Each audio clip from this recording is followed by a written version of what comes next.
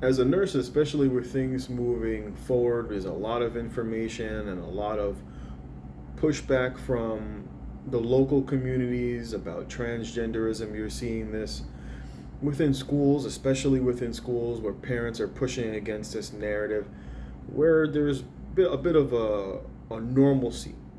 People are trying to advocate that this type of behavior is normal. Now, obviously, for hospitals, there is a huge financial windfall for states and communities, etc., that want to promote this sort of a lifestyle. Now, one article that I'm going to cover a couple of different articles talking about this. Talking about this. First article comes from Mount Sinai. This is posted on the Mount Sinai Hospital organization, and it talks about the staggering cost of being transgender in the U.S., where even patients with health insurance can face six-figure bills. And the article, this is from a Business Insider, that the person that they're quoting here, the doctor from Mount Sinai Hospital, says that an estimated 1.4 million people in the U.S. are transgender, which comes at a heavy price.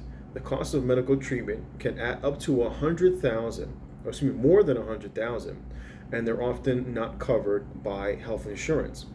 Plus, transgender people face discrimination in the workplace, which translates to unemployment rates that are much higher, more than 3 times as high than the general public. It says for many years, doctors tried to alleviate gender dysphoria with talk therapy, but in the absence of surgeries and other medical interventions, that approach was an abysmal failure. And of course, it's not better post surgery, but what it is it's more lucrative, as you can see by the cost.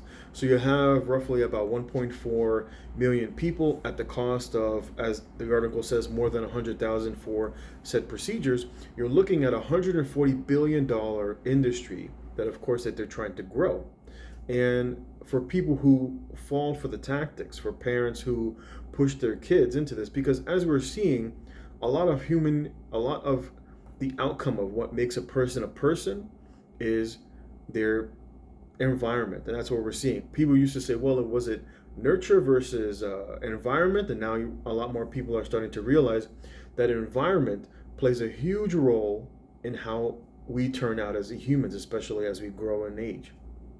And the article goes on to say, it says we have suicide rates uh, above 40% among transgender people where there are no medical interventions offered, and there's not an increase in post construction after these individuals have been have gone through the transition.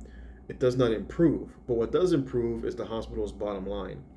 And it goes on to state, and of course that has been a failed strategy, and of course this is according to Dr. Safer at Mount Sinai Hospital, who's in charge of transgender medicine and surgery, endocrinology, diabetes, and bone disease, and he's at the Icahn School of Medicine at Mount Sinai Hospital.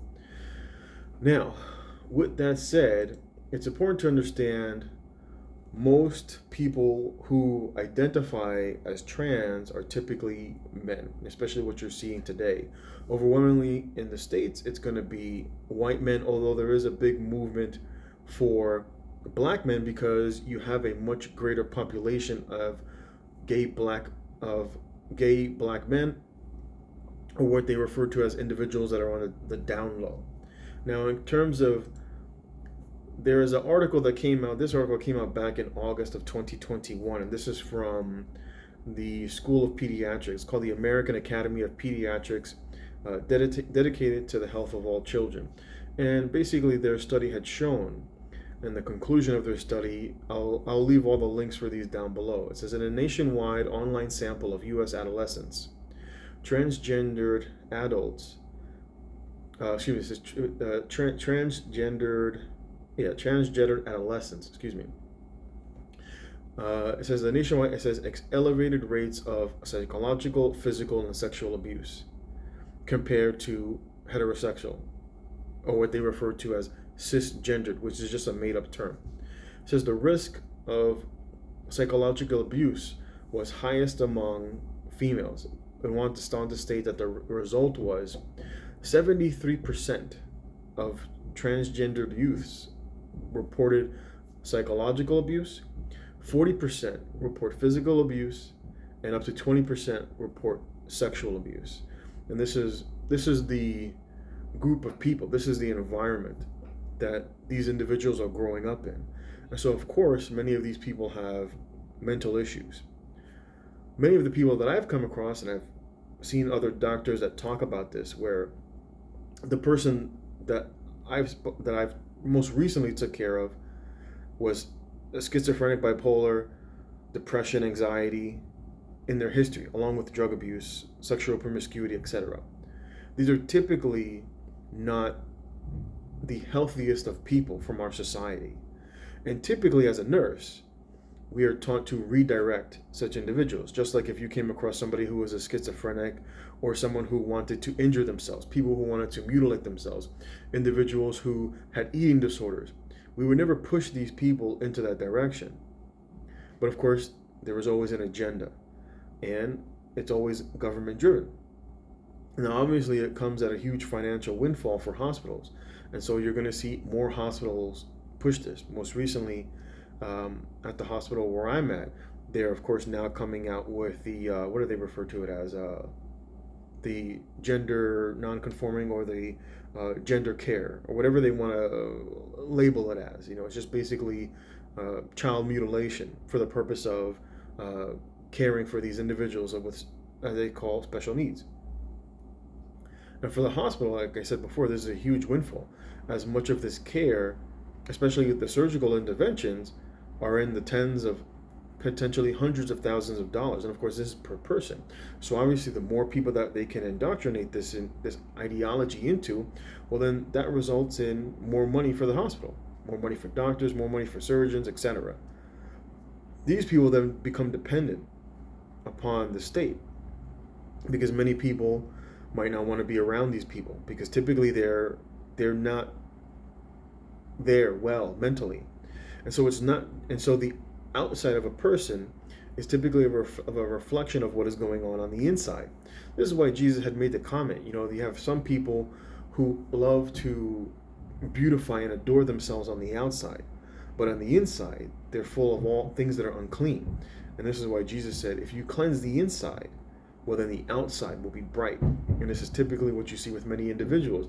They might be beautiful on the inside, but as the Bible states, that their beauty, it amounts to nothing more than putting a nose ring on a pig. And it's just because these people are unclean, they're dirty, in the sense of morally speaking, the way that they live their lives. And so this is the sort of thing that is being propagandized to many children. Of course, you have a lot of parents that are going to these pride parades, and they're taking their young children, and of course this has a huge psychological impact on many children. It's one of the reasons why you're also starting to see more and more cases of these individuals who are quote unquote trans, and they're abusing children. They're being arrested for sexual abuse of minors. And if people don't push back, because you have the hospitals that are more than willing to go on with this. Some hospitals might not, but it's only as a result of the community backlash. The hospitals are more than willing, and most of these people, of course, are not critically thinking individuals. Just like during COVID, they're going to do whatever it takes so that they don't lose their jobs. Some people might push back, but for the most part, most people are going to go along with this. This is the sort of re-education, what they call in-services, that are being done at hospitals. And of course, this is always under the guise of inclusivity. And so if you're not for this stuff, well, then you're just not being inclusive. And it's like, well, yes, I'm not for child mutilation. These people, we don't do any of this stuff for people who are schizophrenic or bipolar, manic depressant, people who have Alzheimer's disease. We don't sit here and coax them into mutilating their body for capital gain. But this is what is being done now under the guise of health. Very much like how I spoke previously before, where under the guise of we're doing this for your reproductive rights, when the goal was actually depopulation. There were too many minorities. And so you had some people who were racist in the early 1900s. They were like, well, how can we euthanize these people? How can we sterilize these individuals? Because they viewed you as inhuman. They viewed you as inhuman. You didn't have the right to reproduce? Was your IQ not that high? Were you a little sexually promiscuous? Maybe you were not the right skin tone. And so they viewed you for targeted for depopulation. Now, of course, they couldn't say that to you, just like they can't say we're going to be mutilating you for $1.